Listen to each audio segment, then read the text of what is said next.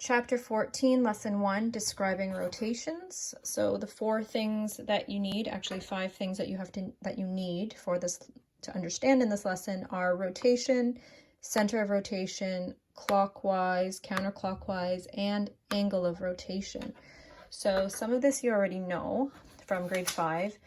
If you take any shape, you know that rotating a shape is just basically turning a shape, right? So we're just going to explain it a little bit more thoroughly. So if you go this way to the right, it's clockwise. If you go to the left, it's counterclockwise. So that one's pretty obvious. So I'm just going to draw an arrow here clockwise to the right in the direction of your clock. And if a shape is rotating to the left, it's going counterclockwise. So those two are pretty easy.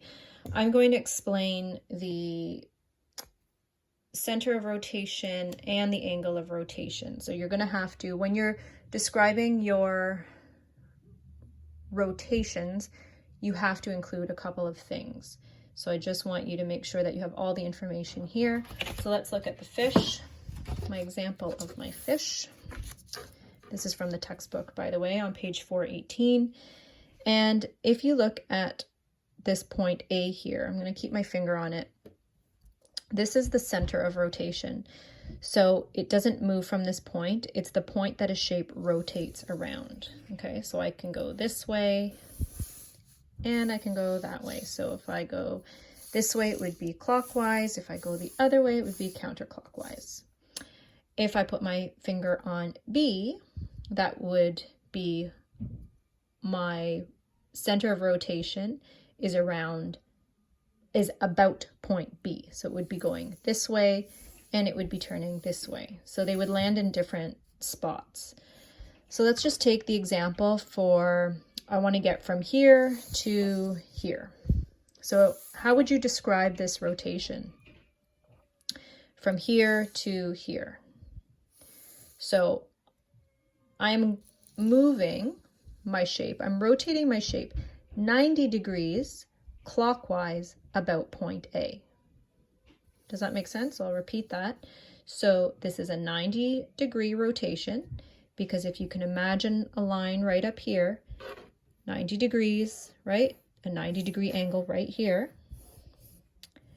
It is only moving 90 degrees clockwise about point A. So those are the things that you have to say when you are describing a rotation. So my answer from moving from that position to the one that I showed you, you would have to write it out as